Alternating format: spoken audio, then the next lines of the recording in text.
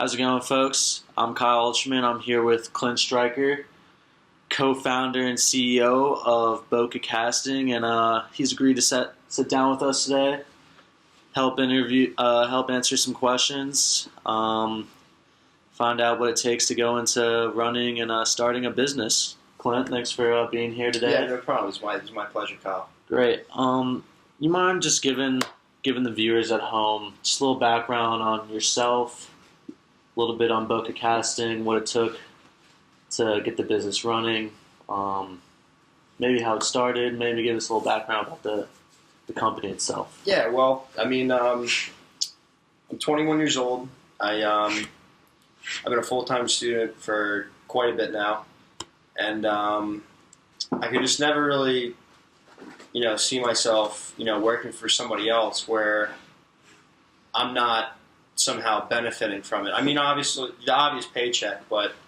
something that's not setting the foundation for myself later on in life. So I figured if I'm going to put all this hard work in, I figured it should be for someone that's going to benefit like myself, directly. Yeah. So I've been tossing this idea off the wall for a couple years, and it finally came to fruition probably last summer. I want to say that's when it got pretty serious. And then once I decided to take the next step, I was like, you know what, I need to incorporate this and, really make this official, so people take me seriously. Yeah. And, that's when I kind of decided to put things in motion. It's probably about, I get the business incorporated in October of 2014, so around October 23rd, 24th is when I really put the wheels in motion. So, all right, great. And you mind just elaborating a little bit on Boca Casting? Just give us a little background on what you do, how you connect actors, performers. Yeah. Well, essentially, we're a talent network. Mm-hmm. So if someone approaches us and they need, they have that desire and they have that drive, and they want to be in acting, they want to be in music, they want to, they want to make something, and they want to, take it to that next level, but they don't know how to do so. They come and talk to us, and we use the proper channels to do so. Mm-hmm. All right, Clint, now that you've told us a little bit about Boca Casting, gave us a little background about yourself, let's talk about just the startup of how Boca Casting came into life. I know it was just an idea you had bouncing around for a little while. What other factors went into the startup? Just growing up in a household where, my dad's business was always such a, big part of my life when I was younger, and just seeing him just, be his own boss and be his own person, not have to answer to anybody, that was just kind of inspirational. And the amount of success that came with it, was also, an inspiration that led me to my own business, to where I could tie in, something I was interested in, like acting, with that passion and desire to go into business. Now we're going to go a little bit into the business plan, some of the things that went into actually getting the business running, and how you actually planned it out. Okay. Now, besides just the actual labor of just sitting down, getting things on paper, how much resources actually went into into starting the company, with money, or specifically money, time too, and what really costs the most money to start it up? Well, I'd say the whole planning process took about 2 years, and by the time it was all said and done, it was between about $6,000 and $7,000. 5 of which went to the modernization and development of our website, which plays a pretty big role in what we do. We're very internet based, and so I made sure that a large portion of our startup capital went to perfecting a website to where people would come to it. That's the first thing they see. Yeah. So in my opinion, that was the most important thing. Okay. Now, besides growing up, you grew up in Boca Raton. It's where it gets the name Boca Casting. It just seems like that Boca would just be probably one of the best places, being in South Florida, to run a talent network. What other factors went into the location? Well, a big factor is, I grew up down here. I've lived here all my life. I'm pretty resourceful in the nightlife scene. I know a lot of promoters, and I've just come to know a lot of people, particularly in the nightlife business, and that's kind of also been helpful when deciding, what talent I'm going to look for, and as far as talent placement goes. Okay. Into the marketing, you say you're pretty internet based. Yes. Based company nowadays, as everybody knows. So much of business is on the internet, and a lot of the marketing comes from social media platforms, Facebook, Instagram. Can you just give us how do you utilize some of these platforms, such as Facebook and Instagram, and how have they helped the success of your business? Well, that's critical. I figured, in this day and age, everything we do is on the internet, and in order to take over this market, you have to have an internet presence. And a lot of people that we target in our target audience, they're on platforms like Instagram, Facebook, Twitter, YouTube. So it's critical that we tackle those areas and really, really focus on those. Reach out to them. Get in touch with them. Now, obviously, you have a website. What goes into just maintaining that website? I know it's a lot harder than it is nowadays. People just think, you just start up a website, but as you said, it's a pretty costly endeavor.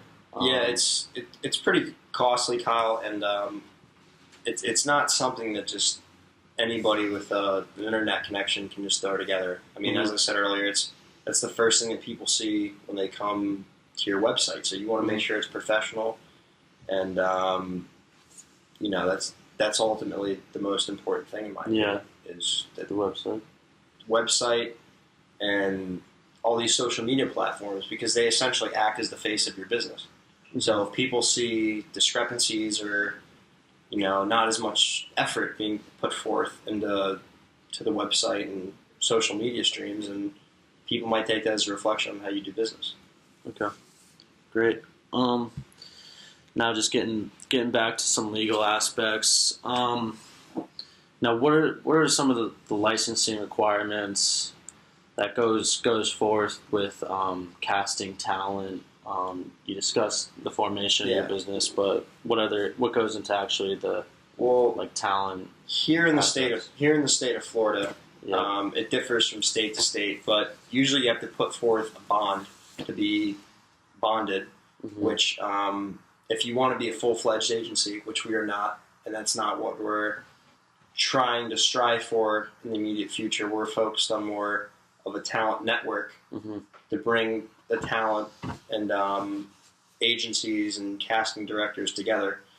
But yes, eventually, you have to show proficiency and experience in the business for up to a year, and then you have to post the bond. You have to pay for the licensing, and you'd be a full-fledged agency, which is what we eventually would like to do, but right now it's not the immediate goals. Yeah. So network, as the network, not too many licensing requirements. Correct. Yeah. Okay. Great. Now to some personnel, how you handle things on day-to-day operations. Now going into just picking some employees, obviously the employee has to be trustworthy. What are some of the protocol or some of the things that you look for in a good employee, and how do you handle dealing with employing family members, if any? To answer your first question, dependability. That's huge for me. If I'm not able, to perform certain duties, which is the CEO, I have a big responsibility of overseeing the whole company, not just being able to focus on one particular thing all the time. So if I tell somebody to do something, if I delegate it and it's not done, that's a reflection on me and my business, and that at the end of the day turns into lost profits and lost revenues. So dependability is huge. And as far as employment of family members, I look for the ones that are older and the ones I'll tell you this, I have two people that are on the board of directors that are in my family, and they're 60 years of age or older. Yeah. So experience is definitely a big factor, especially in the business world, but also age. Age. Okay. All right, Clint. As we wrap things up here, let's just go into some of the day-to-day operations. Maybe some general advice you could give to some future potential entrepreneurs like myself. Okay. Yeah. So maybe just give us some day-to-day operations that come with owning your own business. Okay. Yeah, I mean, keeping track of clients, reviewing client submissions, coordinating with agencies and other talent representatives, and as well as promoters, and reaching out to people who can help expand our clients, and client management.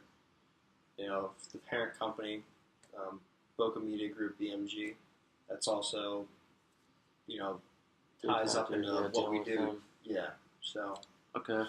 Now let's just go into the just generals about owning your own business. What do you think is just one of the biggest factors that just goes into the success of owning your own business, or how do you go about being successful?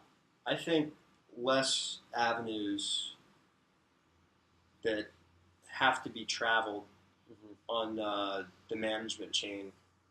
As far as there's not too many people that I have to bounce things off of. I generally make the decisions. So if it's one that I think that's going to benefit the company, I act on it. I don't have to. I don't have to. Go see my superior, because I am my own superior. I answer to nobody. So just simplifying things is okay. Now just about done here. Just closing statements. Can you give any advice to any entrepreneurs out there or potential entrepreneurs? Any just final words? Yeah, just you could give. Stay focused and stay determined. Don't let anybody tell you that your dreams are too big. Just that's what you believe in. That's what you feel is right.